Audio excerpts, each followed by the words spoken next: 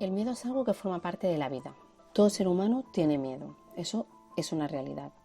Por lo general, casi todo el mundo reconoce que tiene miedo, aunque existen personas que creen que no tienen miedo a nada. Eso en realidad es porque no reconocen todos los significados de miedo, sino solo conocen el más destacado. Podríamos decir que hay tres miedos: el miedo útil, el miedo irreal y el miedo no reconocido. En este capítulo nos vamos a centrar en el miedo irreal y en el próximo hablaremos del miedo no reconocido. Porque el miedo útil, que es el primero que he mencionado, es el más básico y es el que tiene todo el mundo. Es un miedo necesario, es el miedo, por ejemplo, que tenemos cuando nos van a atracar y salimos corriendo.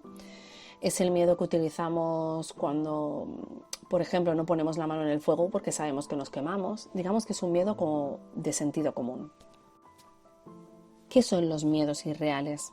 En el caso de los niños, que no es lo que tocaremos, pues serían los monstruos que no existen y se los imaginan, a lo mejor porque han visto una película de miedo. Pero en los adultos le llamamos miedos irreales, no porque no puedan pasar, sino porque no están pasando ahora. Por ejemplo, yo tengo miedo a volar en avión porque se puede caer. Estos miedos los sentimos cuando yo dejo que mi mente se ponga a imaginar y a fantasear. A lo largo del día, el ser humano suele tener alrededor de unos 60.000 pensamientos.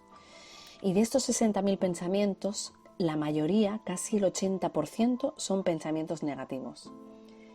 Si observamos de dónde vienen esos pensamientos negativos, tienen la base siempre o en el pasado o en el futuro. La tienen en el pasado por algo, por ejemplo, que nos pasó traumático y que creemos que nos puede volver a pasar.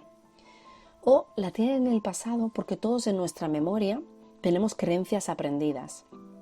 Desde pequeñito, nuestros padres, nuestros abuelos, profesores y con toda la buena intención del mundo, nos inculcaron culturas, religiones y unas creencias muy limitantes basadas en el miedo. Todos podemos recordar ejemplos en los que se nos ha enseñado: no hagas esto porque puede pasar esto, o no sirves para hacer esto, o tú no puedes hacer esto. Todo eso son creencias limitantes y basadas en el miedo que hemos interiorizado y que tenemos aprendida.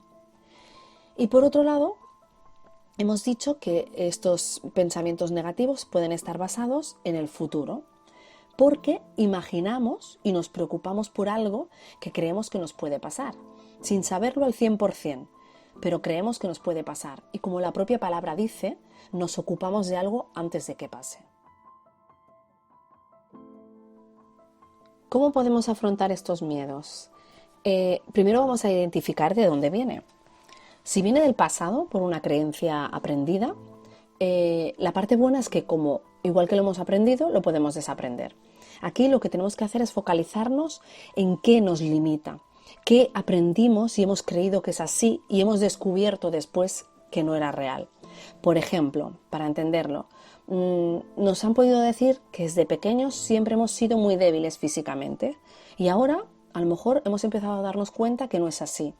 Podemos empezar con pequeños logros, hacer pequeñas cositas que nos demuestran que no somos tan débiles como creíamos. Es una manera de ir manejando este miedo.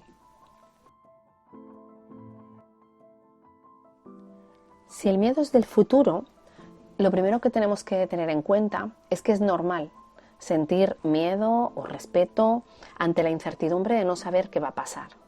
Y además, como hemos dicho, siempre imaginamos lo peor en la mayoría de ocasiones.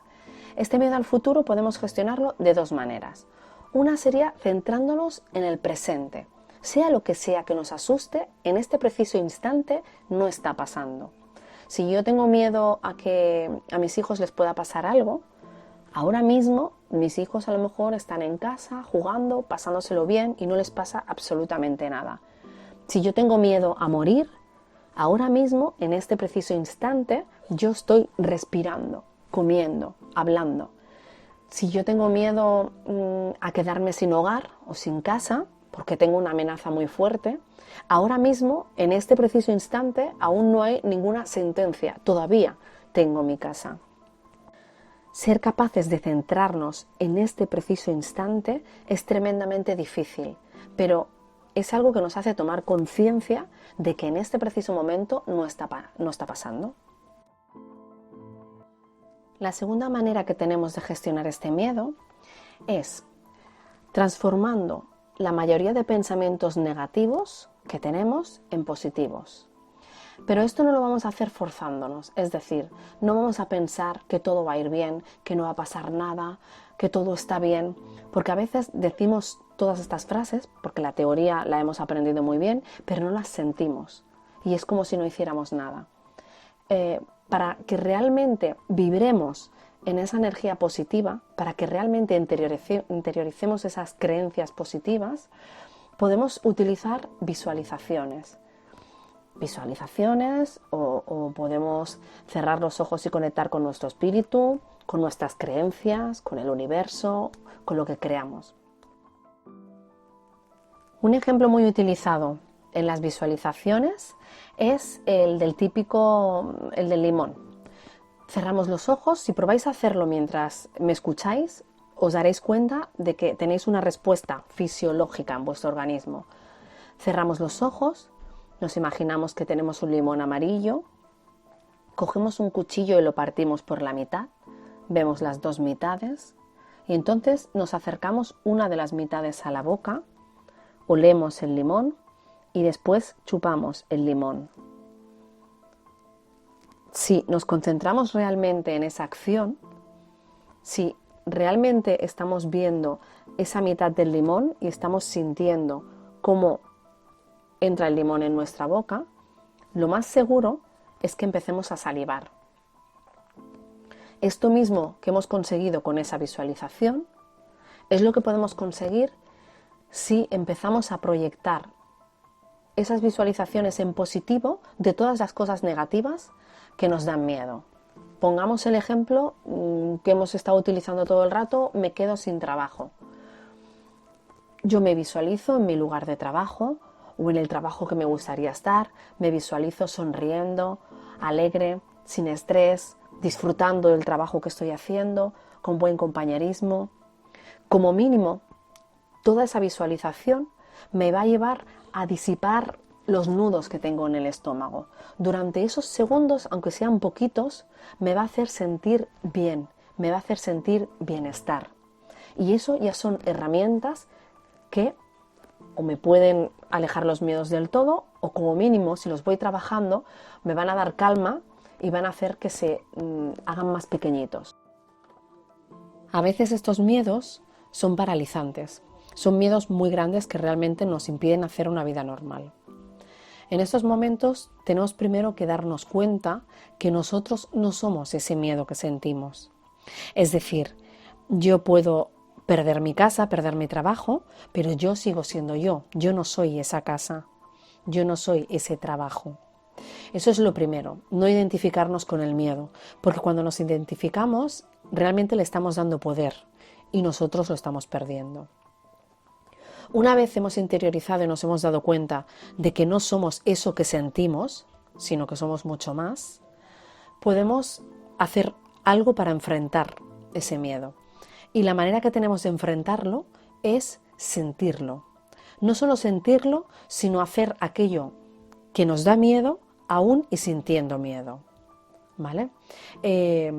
Actuar rompe el círculo vicioso que se genera cuando tú tienes un miedo. Se genera una parálisis y la parálisis inacción y la inacción parálisis. Entonces, actuar rompería este círculo. Una vez que atravesamos este miedo y hacemos eso que nos da miedo, motivándonos, por ejemplo, pues pensando, quiero superar este miedo porque así podré hacer esto, si lo tengo identificado. Y una pregunta, por ejemplo, que es infalible es, yo me pregunto a mí misma, ¿qué haría con respecto a un tema si no tuviera miedo? Seguramente eso que haríamos es precisamente el indicativo de lo que debemos hacer, de atravesarlo. Y cuando lo atravesamos, a veces nos llevamos la sorpresa de que ese miedo se esfumó. Y eso nos conlleva pues una confianza total o, lo que es más importante, nos permite seguir viviendo. Este capítulo me gustaría acabarlo con una frase que leí que dijo alguien una vez y me encanta. Y es que la seguridad del águila no reside en el árbol donde está, sino en sus propias alas. A veces hay que esperar a que te corten la rama para volar.